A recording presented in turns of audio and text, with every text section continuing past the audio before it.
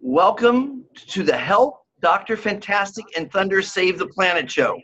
While it's a funny little title, it's a very serious subject. Thunder, what are we going to do today? Same thing we do every day. Save the planet. And in doing so, we're inviting scientists and great people to explain the situation we have, a dire situation. It's an ELE, which stands for Extinction Level Event. And this is no joke. We had one that I know of in the past, and that was when the dinosaurs ruled the planet. And a meteorite came and hit the planet and devastated life on the planet. We now have one it's called the Fukushima nuclear reactor accident. It happened 7 years ago. It was a natural disaster. A earthquake hit underneath the ocean, caused a tsunami that took out 3 of the 6 nuclear power generators in Fukushima, Japan, at the power plant. Those cores are on the bottom of the ocean, spewing out 100,000 gallons per day of nuclear waste into the ocean. And as you can see those pictures before, the ocean is full of radiation. And it's also, what I learned recently, is the atmosphere that's been polluted. And a lot of it's in the high atmosphere, but it's still affecting humans around the world. We've got human mutations, we've got fish mutations, insect mutations, and plant mutations, of which we'll be showing you pictures of. Our special guest today is Doug Ivanovich, who runs an organization called World Peace One, and under that banner, another 501c3 called Storm Aid. And under that banner, we're going to be dedicating a lot of the monies we raise to eradicating or helping solve the problem we have in Fukushima. And it's a dire problem, and it is indeed an ELE. Doug, what can you tell us about what you know about the situation? Well, first of all, thank you. It's a pleasure to be here. Greetings, Thunder. Look forward to spending this time with you both. I guess the first and most alarming thing is that we're talking about the ELE extinction level event that did not just occur 6 months or a year ago. It was on March 11th, 2011. 7 years of this kind of a thing. It's actually 7.5 years is a long time for nuclear reactors to be spewing radiation and contaminating, water and ocean water with radioactive materials that live for thousands or exist in a dangerous form for thousands and thousands of years. And it basically became a problem when the tsunami hit that followed the earthquake on the 11th of March. I guess it was called the Tohoku earthquake. And for about 3 or 4 days, when they shut down the reactors, they held for 3 or 4 days, but without the normal flow of cooling materials and water, the reactors overheated. I believe they had 6 reactors, and units 1, 2, and 3 actually became nuclear meltdowns, releasing or actually causing a series of these hydrogen-air explosions.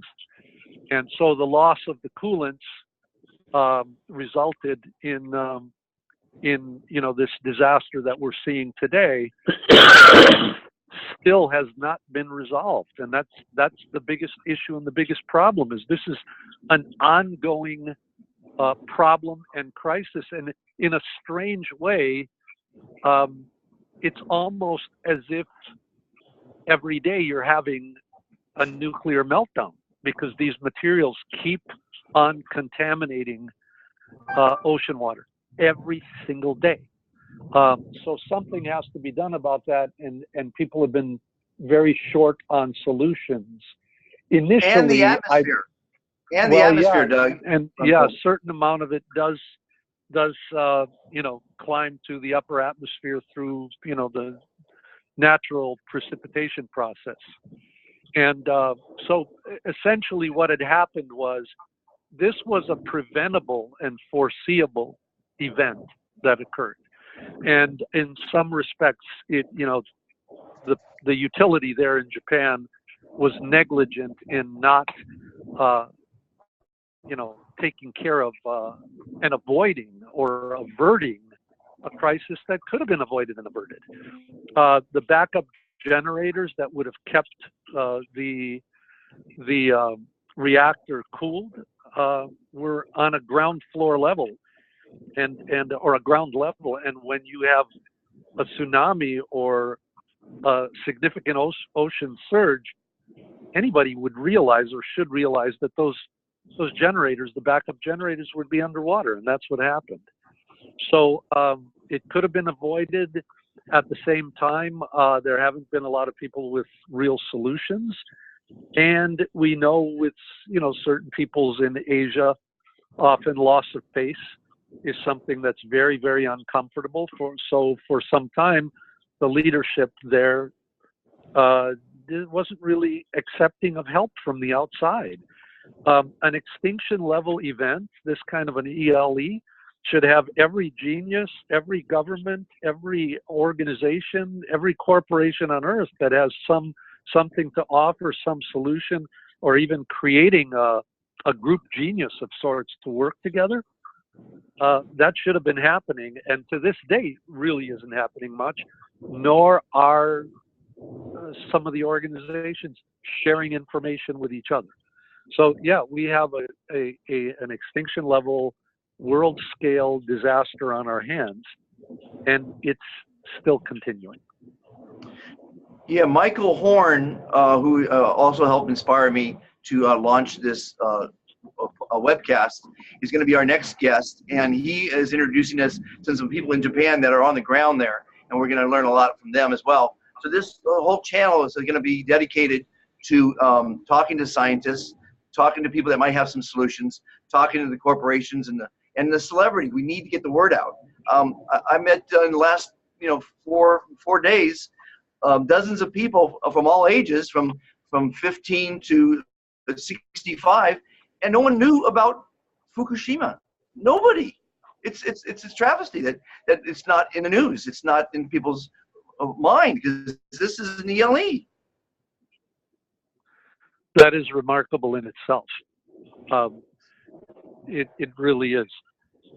And so, yeah, what had occurred back then was given a level 7 classification in terms of disasters, and so far that's the highest disaster there is so far. They gave the same classification to the Chernobyl disaster, which was horrific in its impact and influence.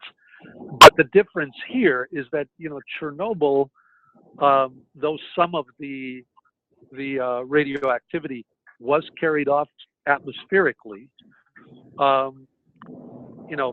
here we have the ocean, which is so critical in terms of sustaining life and especially our food chain. And it's so easy for this to spread. I know we had a conversation previously about some of this. I know that about a year after the Fukushima event, strangely, people off the coast of Oregon and parts of Washington were finding millions and millions of very deformed starfish and sea slugs. And one of the oddest things that happened is that an entire house from Fukushima ended up landing on the coast of Oregon. And so despite the disaster, at least somebody over there knows how to build houses. But nonetheless, this is very serious, and what we are doing right now is considering putting together a world-class, world-scale, global event and broadcast to bring attention to Fukushima and raise the awareness of the public, invite countries, governments, organizations to come together and do whatever possible, raise funds, appeal to people, governments, organizations, the wealthy, to contribute to solution orientation on Fukushima, which is there hasn't been enough of that. So since we at World Peace One and Storm Aid have assembled, arguably the finest broadcast team in the world, there might be a few people might be able to assemble a team that's comparable, but there is none better, and there for a while there will not be a better team. We have the ability to reach between 2, 3, and maybe even 4 billion people when we have the resources to utilize the talents of both our conventional media and our broadcast media and professionals. We have the ability to reach somewhere between 2 and 4 billion people, which probably would make a difference because, Monty, as you mentioned, there are an awful lot of people who don't even know what Fukushima is. And that is a problem as well. Travesty. Right. I'm so happy to be part of your team, Doug, and helping you with Storm Aid and what have you. And these podcasts are going to be on my other foundation called the Foundation for World Harmony.org, and we'll send people to that. We'll have a lot of information. We'll probably put these images up on the site. We'll put obviously all these podcasts. And I don't know if you've seen these images as Thunder's sharing them with us, Doug. Are you seeing the images that I'm seeing? I am not right now, but I will when I, get a chance to view it. Yeah, well, they're live as we're talking about this, and they're horrific. And of course, as we know, 7 years of these small gestation periods have only manifested itself into more generations of mutated species. Humans included. Absolutely. And the thing that becomes really dangerous is that, plankton is very, very small, and plankton is vulnerable. Now, one of the advantages of plankton is that it is fairly ubiquitous, widespread and so on, but nonetheless, it's right at the core of the world's food chain. And so it's really, really important that plankton continue unmutated because, the mutational effects are going to be something completely unpredictable. And the problem is that, again, the half-life on this radioactive material is in the thousands of years. So the ocean can possibly mitigate some of that, but and that's always a plus. But on the other hand, this is some very, very stubborn, difficult, dangerous, and toxic material that is not easily dealt with or reckoned with. So, and I think when we get the word out that this is truly an extinction level event, hopefully that opens up people's eyes. Those are 3 very powerful words when I think about it. And so now our stage 1 or step 1 is to share. If the listening audience needs to share these podcasts, these webcasts with the world, with the social media, with celebrities. We need to get celebrities tweeting, sending people to these images, to the information that we're sharing. And Doug, it's great that you're part of this team. We're going to be assembling the best minds along with Thunder, who's one of the smartest guys on the planet. We're going to be assembling some really smart people. And then after the word is out, then we could probably start addressing the solutions. And then with the solutions, we'll have to go out after the funding, which will be some of these concerts and donations and what have you from the world population. But this is a world problem. This isn't a United States problem. This isn't a California problem. This is a planetary problem. It's an extinction, people. It's an extinction level event. We're not blowing any smoke up anyone's rear. You have to pay attention to this. You have to share this with your loved ones, because all the money in the world, all you billionaires out there, it does you no good when you're in the grave. Money does you no good when you're in the grave, and it does your grandchildren no good when they're in the grave. So please pay attention. Share this videos. Get involved. We've got lots of ways to get in touch with us. We've got the phone numbers that are posted on our sites. And all you can do is reach out to everyone and please get involved. Doug, what do you think? 100%. we will do everything we can to get the word out, spread the message around, sound the alarm, wave the banner, wave the flag, and start calling on people to get active and proactive, and let's get to solution orientation on this. I have mentioned to you privately once that I had met with a couple of gentlemen, two professors, one from USC and one from UCLA, who were touting a Nobel Prize level breakthrough in nuclear chemistry, and the ability perhaps to neutralize radioactivity in water.